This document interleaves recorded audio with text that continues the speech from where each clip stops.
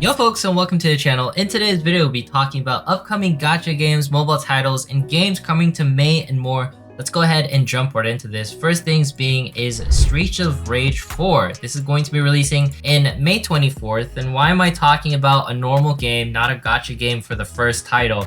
Well, Streets of Rage 4 has gotten amalgamous amounts of rewards. Probably one of the most loved games, I would say, in the beat 'em up series. And I have to show love to this game even though it's releasing May 24th. Not the first thing in May, just because this is going to be one of the titles that I grew up on. I love Streets of Rage. I hope they release more in the future. But for now, Playable is just giving us a grand title at the very late ends of the month. Let's go ahead and talk about a couple more titles, but Streets of Rage 4 coming at you.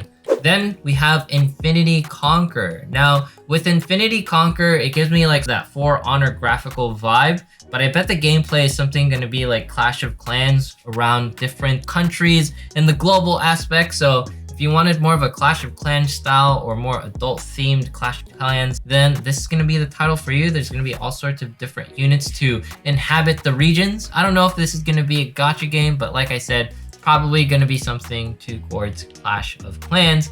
Then we also have Dislight that's going to be releasing in May 10th, brought to you by Lilith Games. Now, the biggest thing with Dislight is going to be a high-functioning turn-based RPG that I think is going to steal the month of May for the biggest title. Why is that? Because Lilith Games knows how to produce functional gacha game on the mobile front.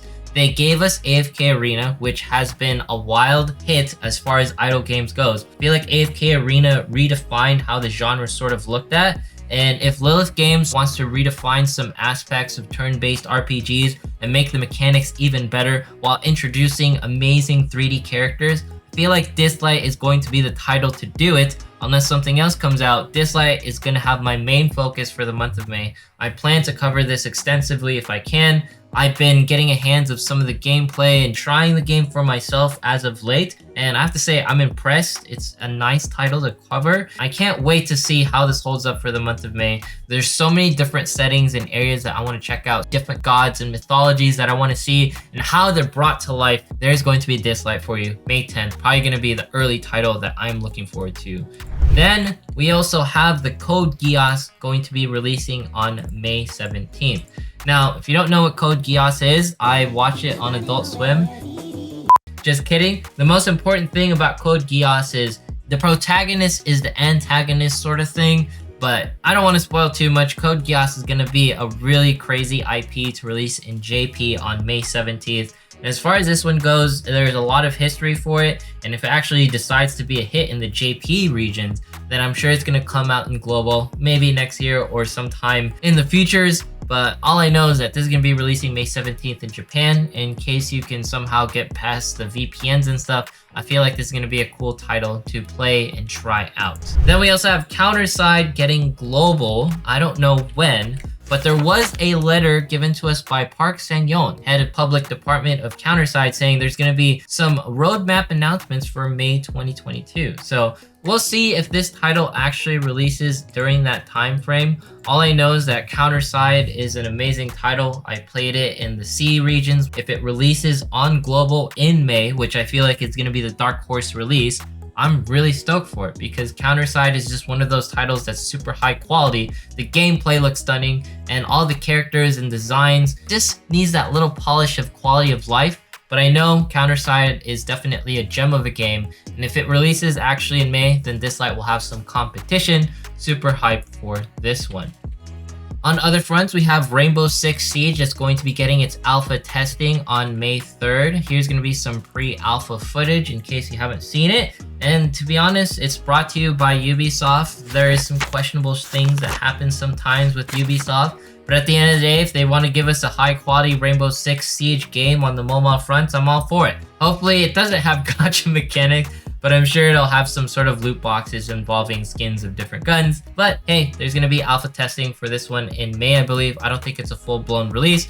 Correct me down in the comments as always. Then there's also Turnip Boy Commits Tax Evasion. In case you didn't know, this is actually available on Xbox Game Pass right now. You can play it in case you pay like $10 a month for it. And I have to say, this is a very well written mobile game. It's not really that violent, but it has some of the most amazing things that I've ever seen as far as character that you would have to fight. It's not one of those games where it blows you away with like the mechanics of the gameplay. It's mostly the writing and things you interact with. I think it's absolutely funny. If you wanted to try this out in May, hey, it's gonna be a really fun title, I have to say. Then we also have Brave 9 and Puzzle that's gonna be available for select regions. So if you wanted to play Brave 9 in the more bejeweled Candy Crush format, then here you go. Brave 9 is going to be coming at you with that stuff. I don't know if it's gonna be fun. People like matchy games. I'm not really about it, but hey, puzzle games in Brave 9. Who knew this was going to be a thing? Then again, we have Puzzles and Dragons. That's a surefire hit. So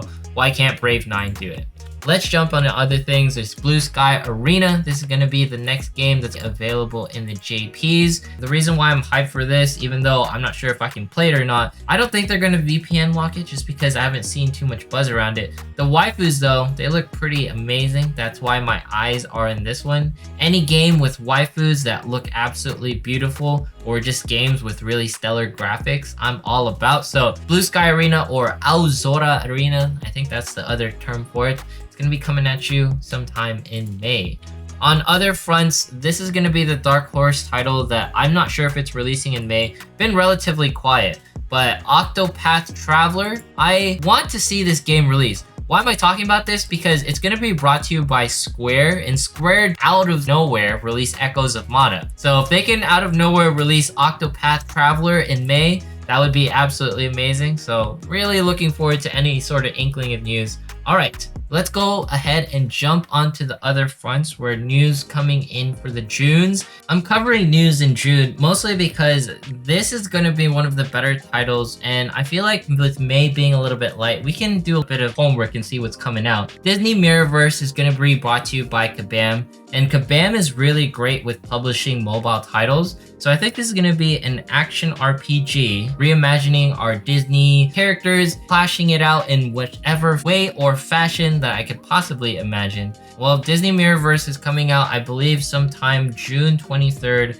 And the thing that has me hyped with Disney's Mirrorverse is that the characters are always so beloved, and there's never been an RPG that captures me with it on the mobile front. I know there's all sorts of Disney's idle games, but if Kabam can release a proper mobile title for this one, maybe I'll finally give Disney a play on the mobile front. Who knows? All that's important is that we got some extra homework done, and Disney Mirrorverse is going to be coming at you sometime in June.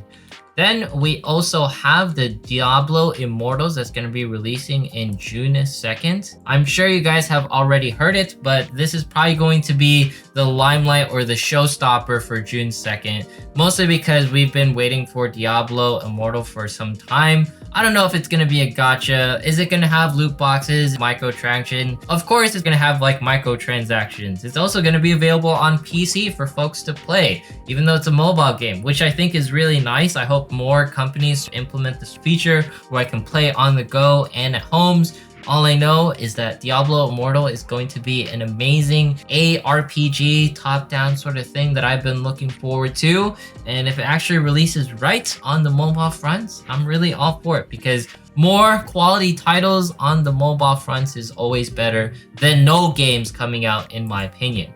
Then we also have Honkai Star Rail. I think there's going to be something happening in May. Don't quote me on that. They're having closed beta testings. There's this new trailer that released that looks absolutely amazing. And everything about Honkai Star Rail just has me hyped. The one thing that really caught me off guard with this one is that I thought it was going to be something like Genshin Impact. It's nothing like Genshin Impact in the sense of like more action oriented. It's going to be more turn-based, and that means the combat's going to be way more complicated. And Hoyo vs. Mihoyo, they're very great at advertising their games and just making an actual universe that's super cohesive around the story. So the biggest thing that I have for Honkai Star Rail, whenever it does release or we get the closed betas and whatnot. I want to see how in-depth the gameplay is and how everything sort of amalgamates together, whether I can see myself actually playing and getting involved, having that strong feelings that the Genshin Impact community has had for the Honkai Star Rail. So with this one coming, hopefully having a CBTs maybe in May or sometime in the future, I'm not sure when. I'm looking forward to this one. You can definitely catch me playing it as soon as I can.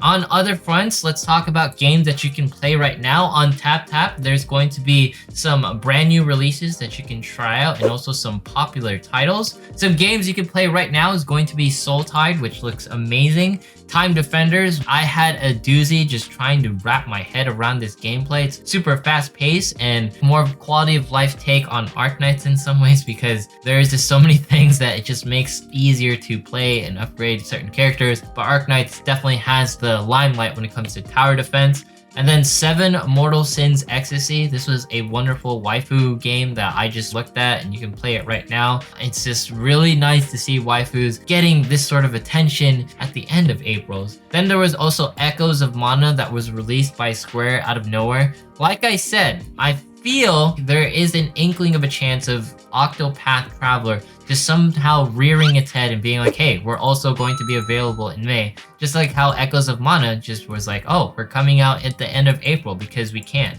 On other fronts, there's going to be some closed betas that you can play on the TapTaps as well. So in case you guys want to play Torchlight Infinite right now, it's going to be one of the titles that I definitely recommend because it's absolutely gorgeous and the gameplay was pretty fun. Probably something that's going to remind you of Diablo Immortal. So if you like the gameplay that's going to be coming out of Torchlight Infinite, then I recommend trying out the CBTs that's available for everyone to play on the TapTaps. If you have phones, you can install TapTaps, it's going to be the one.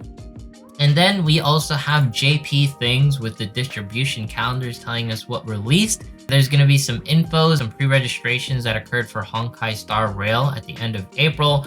And then April, here's some titles that released. As far as May goes, a little bit light, like I said, Code Geass, Blue Sky Arena, and Sanrio, the Hello Kitty PvP game possibly releasing. And there's another calendar on the JP fronts. This is on Altema. There's going to be these games that released recently in April. And then in May, just going to be the Alzora or Blue Sky Arena and Code Geass. On other fronts, Final Fantasy VII Ever Crisis was also having a pre-registration. Now, the thing that really surprised me the most with this, because I heard no news of it on my forums, but now I know, is that Final Fantasy VII Crisis Core was something I played on the PSP. So, if there's going to be a continuation of Crisis Core specifically, and sort of reliving Zack's story and seeing where this story goes, I'm super hyped for it. Not to mention Cloud, Tifa, and all the different characters look absolutely stunning. But Final Fantasy VII on the mobile fronts, just the way it looks, it's really nice. It's not coming out in May, but I just thought it was a really cool upcoming game just to sort of look forward to. Probably gonna have gacha, because you know, it's in like Eastern inspirations and whatnot. And other fronts, these are going to be some of the highest pre-registration rankings with Future Battlefield, Apex Legend, Amor Epoch, and then JJK Phantom Parade, and many more. Feel free to take a look at this one. I'll leave links down in the description. And then as far as pre-registrations, here are going to be the top pre-registrations occurring right now. Rainbow Six Mobile taking the forefronts with Valorant and Apex. I guess all of Battle Royale shooters, Honkai Star Rail, Tower of Fantasy, Diablo Immortal, and more. Rounding things out, we have Arknights Ensfield. No news yet, but I'm sure there's going to be something coming down very soon. Black Clover, they released a new trailer with the Nun Waifu, which I think looks absolutely amazing. I didn't think she would get her own trailer, but this foresees that there's going to be all sorts of characters in the Black Clover fronts. And on Full Metal Alchemist, they had the CBTs that occurred as of recent. Cast doing some announcements on the Twitter, so feel free to check this out. And then we also have JJK Phantom Parade. For the most part, on the newsy fronts, they've just been talking about the movie and how amazing everything's been. No news of new gameplay trailers, but anything with Jujutsu Kaisen, I'm really hyped for. Mappa is going to be releasing the Chainsaw Man animes, which I am looking forward to. I associate Mappa and JJK very closely these days. And then lastly, Nikkei, Goddess of Victory, giving us some sweet waifu portraits and pictures, which I absolutely adore. Yeah, more Nikkei is always good for the veins because I can't get enough of this game. Look at all the waifus and their amazingness. But that rounds things up for the month of May. A light sort of month, I have to say, but there could be some dark horse releases that come out of nowhere. Why do I say that? Because for some reason, Gacha Games just decide to all release at the end of May, or amazing games just decide to release out of nowhere with no announcements, no public hype around it, but it's all good at the end of the day. Anyways, if you made it this far in today's video, consider subscribing, dropping a like, leaving a comment, follow me on Twitch, follow me on Twitter. Once you have 35,000 subs, we're doing a giveaway. Thanks so much for watching. Have yourself a fantastic day, and see you guys